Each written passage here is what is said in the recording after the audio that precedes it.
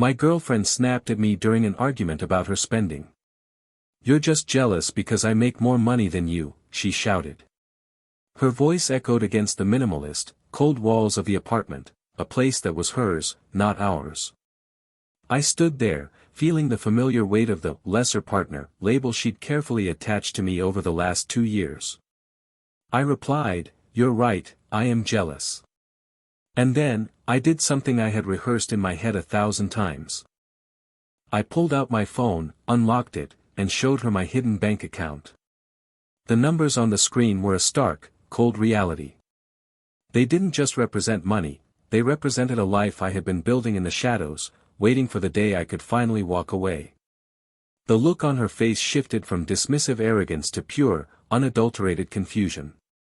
"My name is Jake, and I'm 28. I suppose I should have expected this outcome when Alice started scrutinizing our tabs at restaurants. It started subtly. At first, it was cute, she'd jokingly complain about how the waiter messed up the tip calculation. But soon, it became a ritual. She insisted we split every single bill 50/50ths, even though she made double what I did. She treated every meal like a business transaction, and I was the junior partner who was constantly failing to meet performance metrics. There was this specific dinner, about 6 months in, at a place she'd picked out. It was a trendy spot downtown where the appetizers cost more than my weekly grocery budget. I remember ordering a burger because it was the most reasonable thing on the menu, while she had the ribeye and 2 glasses of premium wine. When the bill arrived, she didn't even look at it, she just slid it across the table toward me like a subpoena. "It's $180, so let's just split it even," she said, already reaching for her lipstick. I didn't say a word, but the resentment started to grow then, a slow, steady erosion of the affection I had for her. We'd been together for 2 years, living in her apartment for 8 of those months. At first, it all seemed logical, she owned the place, and I paid her $800 a month in rent, well below market rate, she'd remind me whenever the mood struck. But she never missed an opportunity to remind me how generous she was being. "You'd be paying double for a studio like this around here," she'd say whenever we had the slightest disagreement.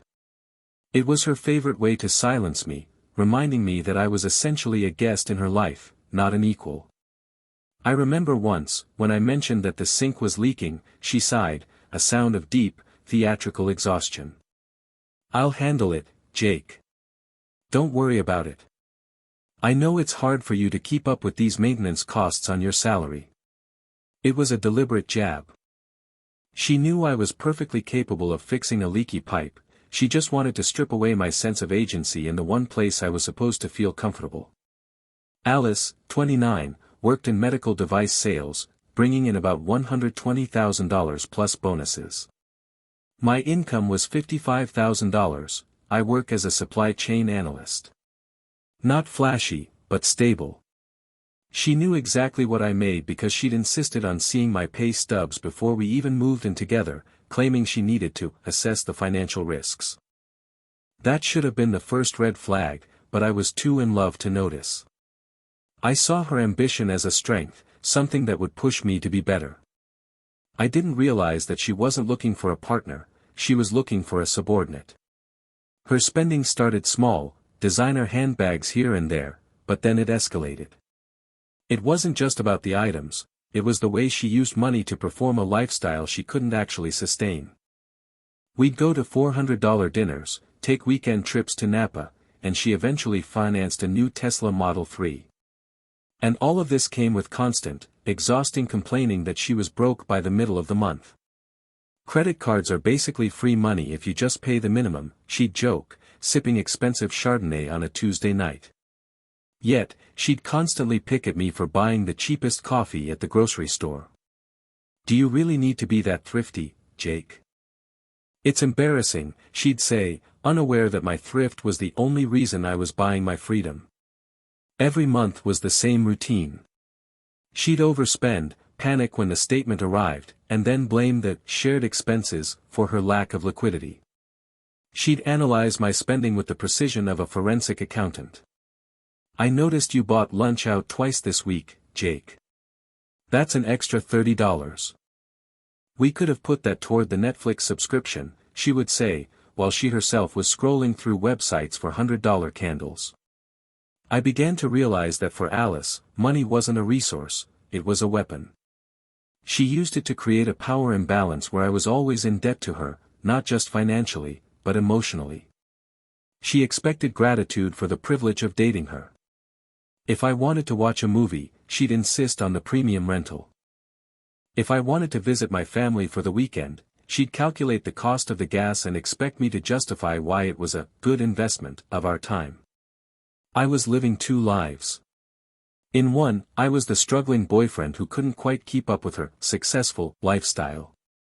In the other, I was slowly, methodically filling a savings account that she didn't know existed. I ate pasta for weeks, turned down trips I couldn't afford without dipping into my secret stash, and worked overtime whenever the opportunity arose. Every dollar I tucked away felt like a brick in a wall I was building, a wall that would eventually separate me from her influence. The breaking point didn't happen in a vacuum, it was the culmination of months of small, sharp humiliations. It happened last night, at a mid-range Italian place downtown. The atmosphere was supposed to be romantic, but for me, it felt like sitting in a courtroom where the verdict was always predetermined. When the check came, it was around $150. She hadn't ordered anything extravagant, just a salad, a main, and 2 glasses of wine, but the moment the server placed the leather folio on the table, I watched Alice's expression shift. Her brow furrowed, her lips tightened, and she immediately began the mental math. Honestly, Jake, she started, not even looking at me as she pulled out her phone to calculate the exact split, it's getting exhausting. Prices are skyrocketing, and I feel like I'm constantly footing the bill for hidden costs. I stayed silent, waiting for the lecture. I knew it was coming, it was part of the script. If you just managed your money better, she continued, her voice gaining that patronizing edge she used whenever she felt superior, maybe you wouldn't be so stressed about splitting these bills. You make enough to cover your share, but it seems like you're always counting pennies. It's draining, you know. It makes me feel like I'm the only adult at this table. She looked at me then, expecting me to shrink, to apologize for my frugality, and to promise to do better so she could maintain her curated life. But I was done. I was beyond caring about being polite or maintaining the fragile equilibrium she demanded. I reached into my pocket, pulled out my phone, and opened my banking app. I didn't open my primary account, the one she knew about, but the secondary one, the one I'd been feeding with every extra shift, every bonus, and every store-brand coffee sacrifice I'd made over the last 2 years. I set my fork down, the clink of metal against ceramic sounding like a gavel. You want to talk about managing money? I asked, my voice dangerously calm. She paused, confused by the sudden change in my demeanor. What are you? You think I'm poor because I buy the store-brand coffee? I interrupted, pushing my phone across the table toward her. You think I'm stressed about this $150 bill? I'm not stressed about the bill, Alice. I'm tired of the attitude. I'm tired of being your financial subordinate while you play house with money you don't actually have. The silence that followed was heavy and suffocating. She stared at the screen, her eyes darting back and forth as she processed the total. It was significantly more than the balance of her own account. She lived paycheck to paycheck, riding the crest of her credit card limits, whereas I had been building a fortress of liquidity. I watched the blood drain from her face. Her jaw dropped, and for the first time in 2 years, the woman who always had a critique for how I lived my life had absolutely nothing to say. I'm not jealous of your income, Alice, I said, leaning in closer. I'm just done with you acting like you're carrying me, when the reality is that I'm the only one here who's actually planning for a future. You weren't assessing me for financial risk. You were assessing me to see if I was a reliable source of funding for your unsustainable lifestyle. She didn't react with an apology or a moment of reflection. Instead, she did exactly what I expected, she weaponized her ego. Her face transitioned from shock to a visceral, unfiltered rage. It was the anger of someone who had just lost control over a situation they thought they dominated. "So, you've been lying to me?" she snapped, loud enough that a couple at the next table turned to look.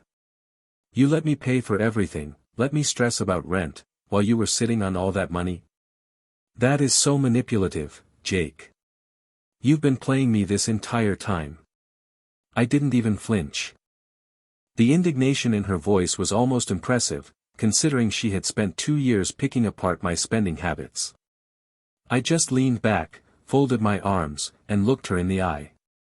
"I didn't lie, Alice. You never asked how much I had saved, you only asked for my pay stubs to make sure I could afford your version of a relationship. You wanted to know if I was a financial risk so you could keep me in a position of dependency. Well, I'm not a risk. I'm just an exit strategy you didn't see coming." She grabbed her purse, her movements jagged and angry, clearly ready to storm out. But then she hesitated, her gaze drifting back to the bill on the table. It was the ultimate test of her pride, to walk away and pay for herself, or to ask the man she had just spent an hour belittling to cover it. "Are you going to pay it?" she whispered, her voice tight with frustration and the humiliation of knowing she was now on the wrong side of the power dynamic. I didn't hesitate. I pulled out my card and tossed it on the table. "Yeah, I'll pay it. But I think we both know this is the last bill we're splitting. Consider this your severance package." I stood up, leaving my half-finished glass of water, and walked out of the restaurant, leaving her sitting there in the middle of a crowded dining room with her thoughts. The drive home felt like traversing a different reality. The city lights, which usually felt like a reminder of the expensive world I was trying to keep up with, now looked like background scenery in a movie I was finished acting in. I reached the apartment before she did. It wasn't a long drive, but it provided enough time to mentally strip away the layers of the life I had been forced to adopt. When I stepped into the apartment, the space felt smaller than it had that morning. I didn't want to drag this out. I'd been planning my exit for months, treating the apartment like a bunker I was eventually going to evacuate. I went straight to the closet and pulled out my suitcase. I didn't need to pack everything. Most of my important documents, digital backups, and personal heirlooms were already sitting in a storage unit I'd rented weeks ago, just in case a moment like this arrived. I was folding my second shirt when the door clicked open. Alice didn't look at me as she entered. She marched straight to the kitchen, her heels clicking aggressively against the hardwood. She poured herself a glass of wine with trembling hands, the sound of the liquid hitting the glass sharp in the quiet room. She paced back and forth, muttering to herself, her silhouette casting long, jagged shadows against the wall. "You're really doing this?" she asked, her voice cracking, though she desperately tried to maintain that condescending, superior tone. "Over one argument? You're acting like a child. You're throwing away 2 years because you couldn't handle a simple conversation about budgeting." I zipped up my bag and turned to face her. Seeing her standing there, surrounded by the expensive decor she insisted we buy to keep up appearances, I realized how truly fragile her world was. "It's not about the argument, Alice," I said, my voice steady, stripped of the defensive tone I'd worn for years. "It's about the fact that for 2 years, you've built your entire self-esteem on making me feel less than. You needed me to be the broke guy who was lucky to have you. You needed me to be the project you could manage and mock. Well, I'm not that guy. I never was. And frankly, you're not the woman I thought you were either." She opened her mouth to snap back, to throw another insult about my salary or my penny-pinching ways, but she stopped. Perhaps she saw the finality in my eyes, the look of a man who had already mentally moved out months ago. I walked past her toward the door. As I reached it, I pulled the apartment key from my pocket, the same key she had handed me with such performative importance when we moved in, and left it on the kitchen counter. It landed with a hollow, metallic thud against the granite, right next to a stack of bills she hadn't yet sorted. "That's for the remainder of the month," I said, pointing at the key.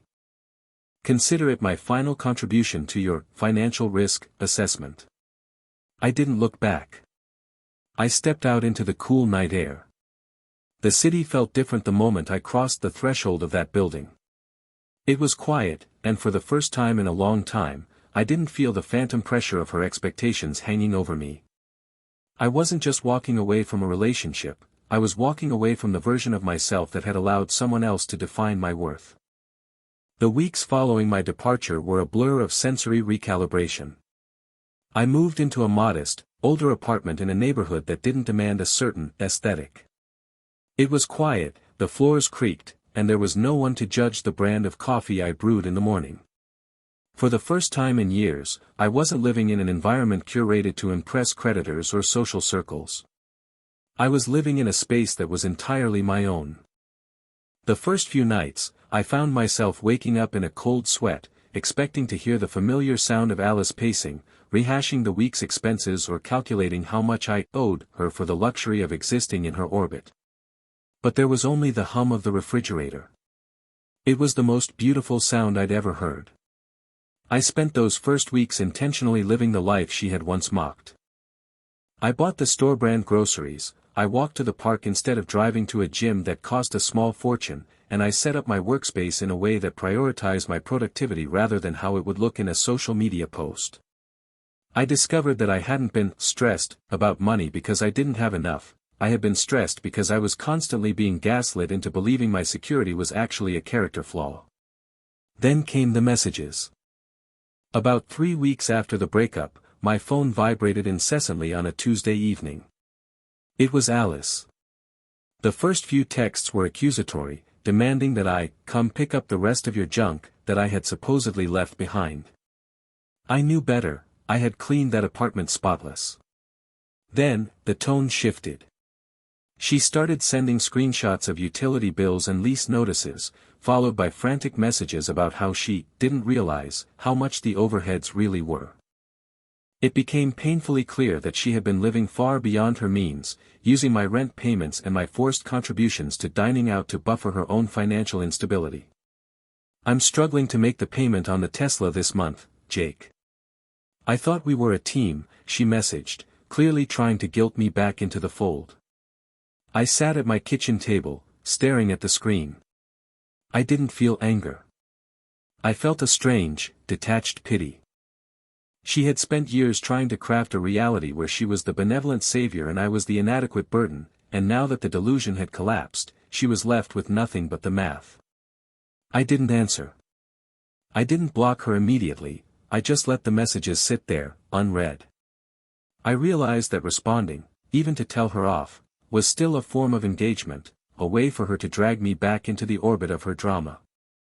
So, I did the one thing that hurt her more than an argument ever could, I remained completely, utterly unreachable. 3 months later, I was sitting on my balcony, watching the sunset over my own place. It wasn't a massive luxury apartment, but it was mine, fully paid for, no strings attached, and most importantly, no one to tell me how I should spend my money. I was finishing a cup of coffee, the expensive, high-quality kind I used to feel guilty about buying, when I saw her. Alice was walking down the street. She looked tired. Her clothes weren't as crisp as they used to be, and she was aggressively tapping away at her phone, likely dealing with the consequences of a lifestyle that no longer had a junior partner to blame. She stopped right in front of my building, looking up, oblivious to the fact that I was watching from the shadows of my own balcony. She looked small, not the powerful, controlling woman I used to be intimidated by, but someone who looked like she was drowning in the very financial risks she once preached about. I waited for a flash of anger or the urge to reach out, but there was nothing. No bitterness, no resentment. I realized then that I wasn't just relieved to be away from the financial games, I was relieved to be away from the person who thought those games were a foundation for a life together. I took a slow sip of my coffee, turned my back to the street, and went back inside to enjoy the quiet. The best part of my new life wasn't the bank account, it was the silence of a home that was truly mine.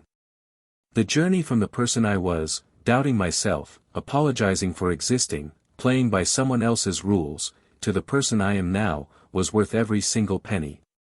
I had bought my peace of mind, and that is a currency that never loses its value. It wasn't about the money in the end, though that had been the catalyst.